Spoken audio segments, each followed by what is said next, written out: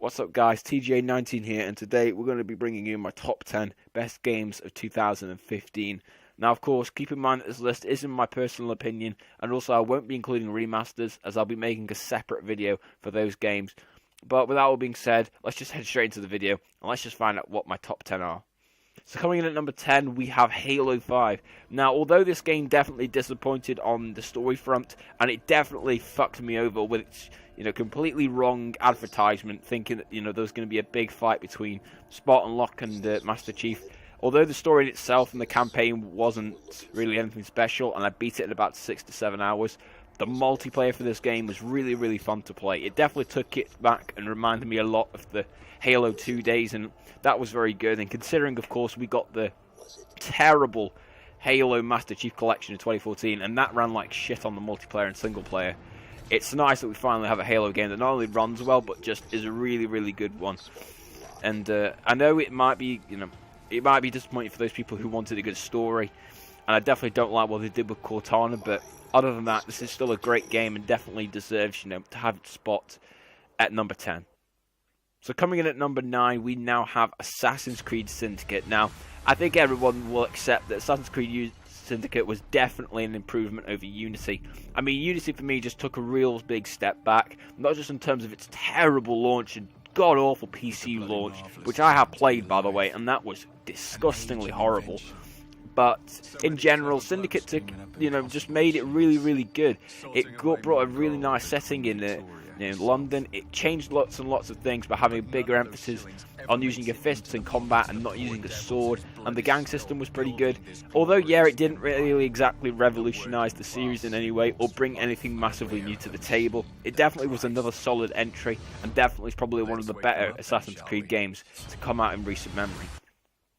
So coming in at number 8 now, we have Life is Strange. Now, if you're wondering why this isn't higher up in the list, it's just that for me, I do feel that there are, other, multi-choice experience games that, in my opinion, do hit me a lot more than Life is Strange. But I've got to say, this game came out of nowhere and definitely surprised me. The story they tell in this game is very, very good, and every episode is just really intriguing, and the choices you make having a big, change on the story really meant a lot to me. I really got invested in all the characters. Although, yeah, I did get bored of having to constantly walk around the area and take pictures, and it definitely became repetitive at times.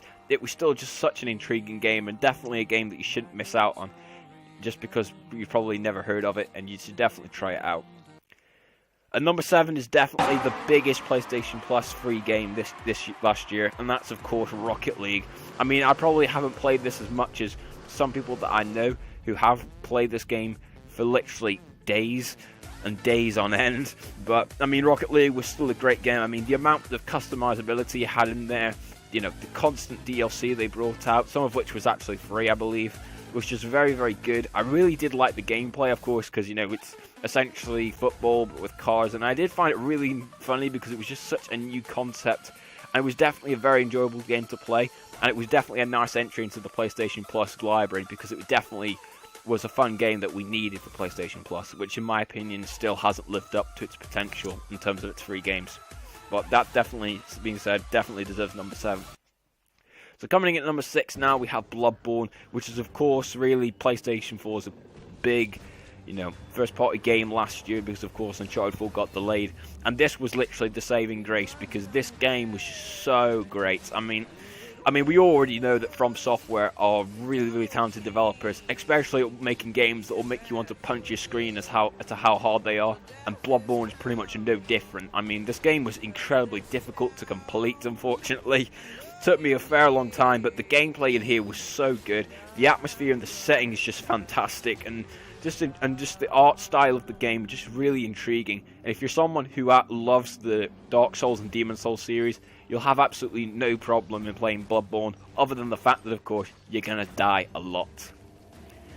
Coming in number 5 now, we have the Xbox One timed exclusive, I will repeat that word, timed exclusive, Rise of the Tomb Raider. And honestly, so many people gave this game, a lot of slack early on, thinking it wasn't going to do very well because it's launched on the same day as Fallout 4. But in my opinion, not only is this probably the best current exclusive on the Xbox One, but it's probably one of the best games on next gen period, it's just such a great game, and it does exactly what a sequel needs to, and it improves on the original. Because I will admit, with the original Tomb Raider reboot, I really didn't play it that much. After 10 hours, I just got bored because I found the gameplay a bit basic. But in this game, the gameplay is such vastly improved.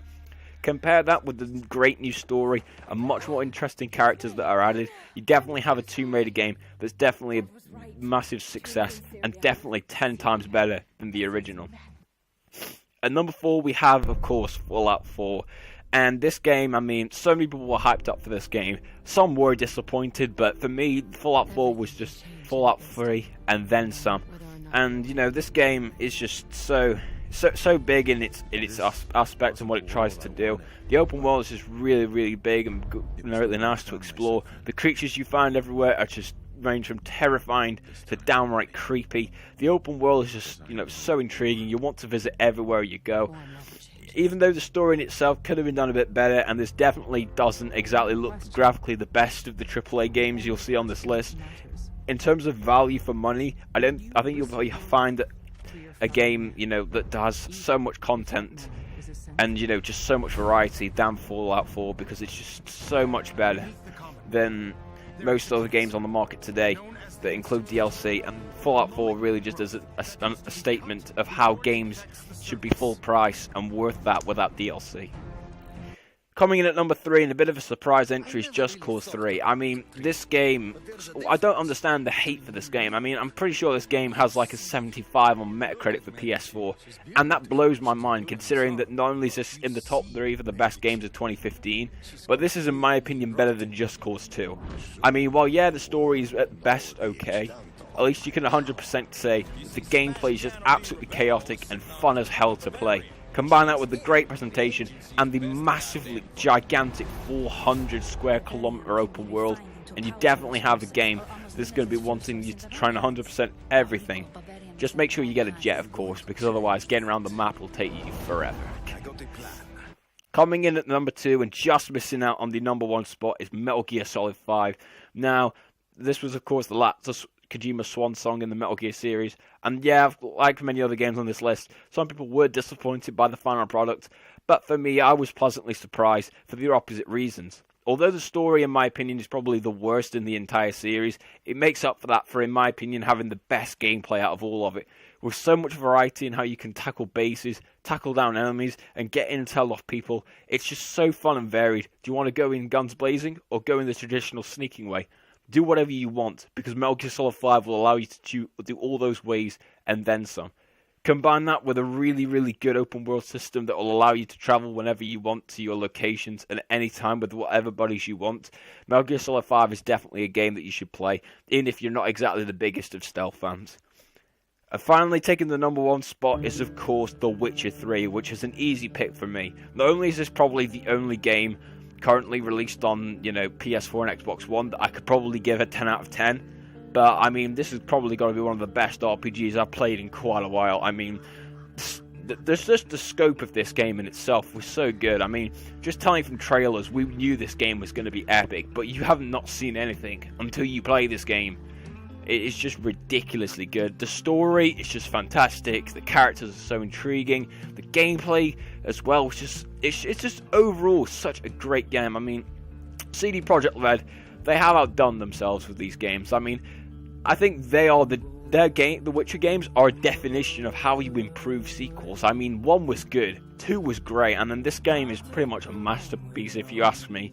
Just such a great game, so much variety and scope. I mean, it easily, definitely does take, you know, the best game of 2015, because it just does everything so much better. It does it with a lot more flair, and it takes so many risks, but in the end, it's completely worth it because you have such an awesome game on your hands, and yeah, definitely deserves the number 1 spot. And that's it, guys, for the top 10 games of 2015. Now, of course, let me know in the comment section what your picks were, and what would you have put at number 1. Make sure you comment down below. Subscribe to this channel for more content, and I hope to see you again next time.